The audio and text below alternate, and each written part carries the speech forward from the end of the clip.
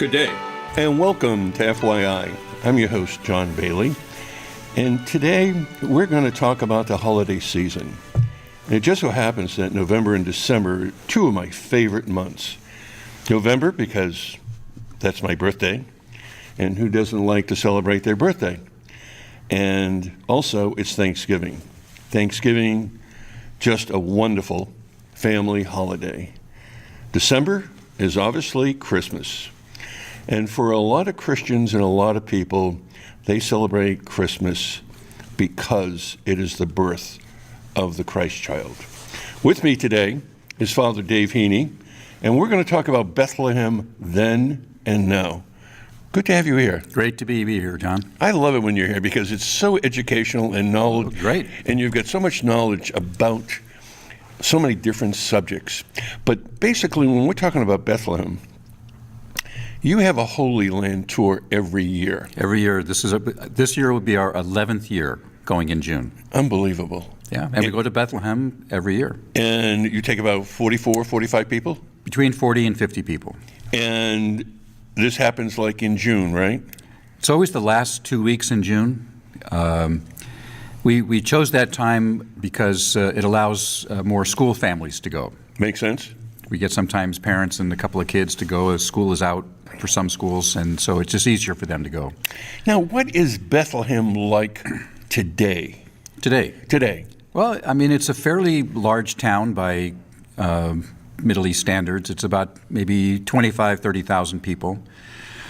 It's just located about maybe 5 miles due south of Jerusalem.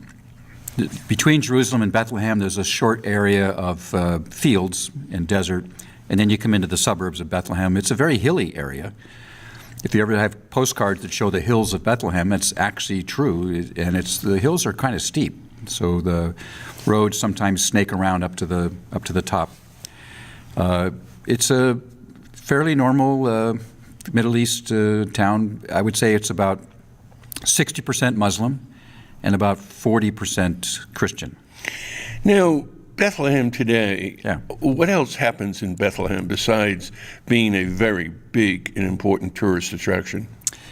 Well, it is the major Christian tourist attraction. Any Christian going to the Holy Land is definitely going to go to Bethlehem. But Bethlehem also is the location of Bethlehem University, which is a premier Catholic institution in all of the Middle East. It's operated by the Christian Brothers, long tradition of excellence in Catholic education. It's located right at the top of the hill in Bethlehem, so it has kind of a commanding view of everything. And it really is, I've been there many times, it's a stunningly beautiful and excellent Catholic university right in the heart of Bethlehem. So it's really a cosmopolitan city. Well, I mean, as cities go in that region of the world, like I say, it's predominantly Muslim now. It used to be predominantly Christian, but one of the problems in the Middle East right now is Christians are moving out. So Bethlehem Christians are probably 40% and dropping. However, right next door to Bethlehem is a suburb called Bet Sahor. There's about 16,000 people there, and they are almost 90% to 95% Catholic. And that's because they have decided that if any Christian family feels economically an economic hardship in which they might be encouraged to sell and move out, they band together and they help out that family so that they can stay in the Middle East. So the people of Bet Sahor have done a spectacular job of retaining the Christian population right next door. Not too many people know about that village. It's actually in the area what's called Shepherd's Field, where traditionally people believe is where the angels appeared to the shepherds, just outside of Bethlehem. So Bethlehem is about 40% Christian, maybe less. Bet Sahor, 95% Christian. Why were some of the Christians leaving Bethlehem? Well, the economic downturn that we had a few years ago, was hard in the U.S. and especially hard in places around the world.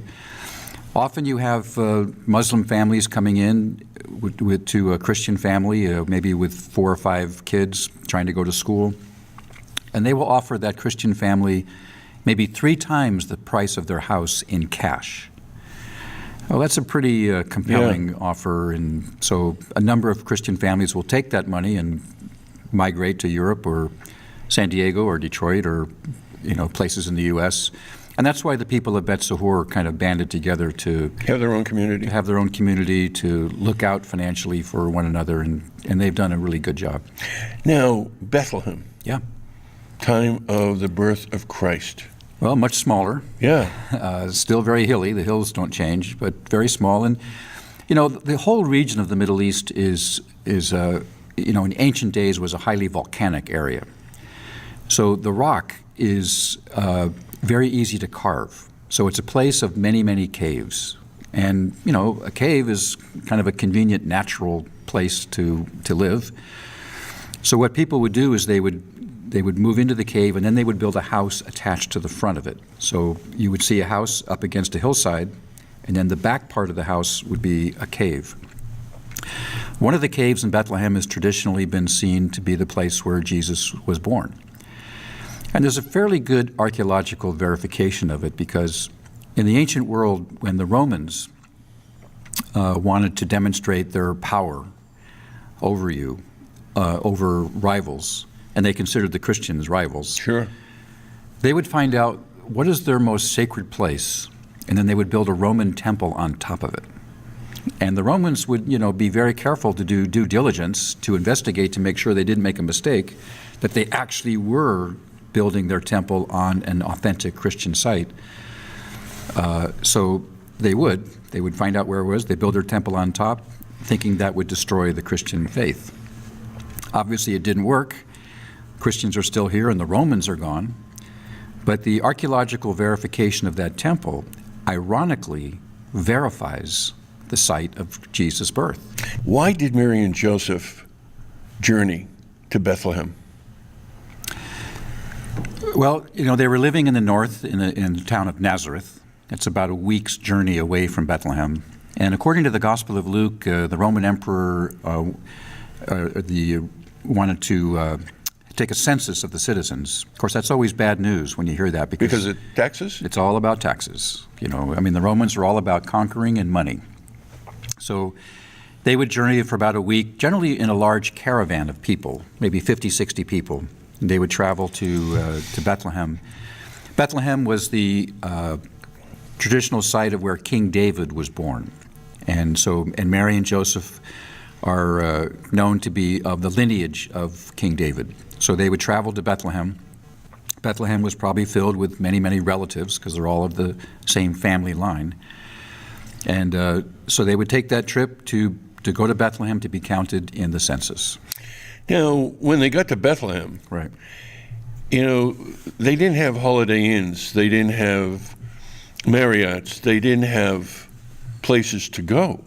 Actually, how did that work? The only place, that's right, there were no inns, there were no hotels.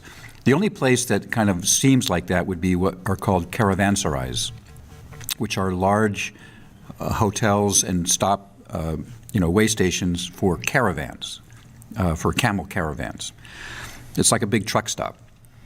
And it would not be the kind of place that any decent family would like to go. So we know that Mary and Joseph would not go to a caravanserai. There were no hotels in the area, anywhere in the area, because of the tradition of hospitality. If you were traveling and you needed a place to stay, you could literally walk up to any house and say, "I'm a traveler, can I stay here?" And the rules of Arab hospitality would be that they would take you in. So that wasn't an issue. The word inn that we see in the Gospels is actually a mistranslation of a word that means guest room, because every house had a guest room to make sure that they were always ready in case a traveler came by and they would have to show hospitality. So it means that there was no room in the particular houses that Mary and Joseph were looking at in which the guest room was available, because again, everybody's coming in for the census. Right.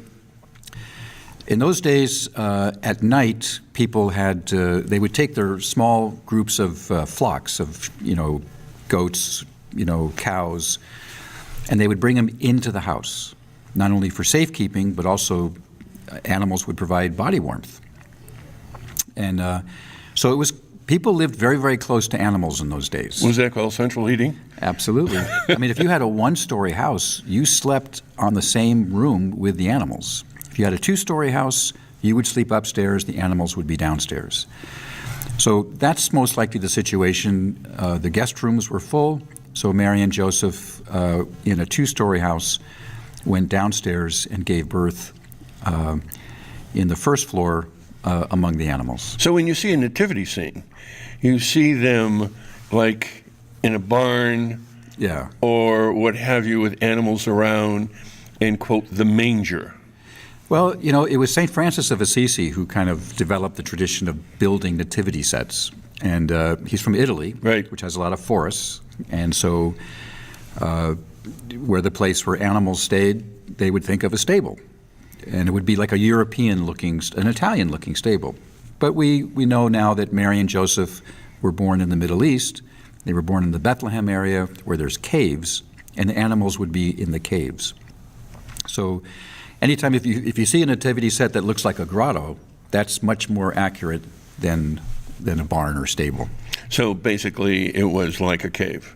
It almost for sure was a cave because, again, that Roman temple was built over this particular cave in Bethlehem, and that's why the Church of the Nativity now is built over that cave.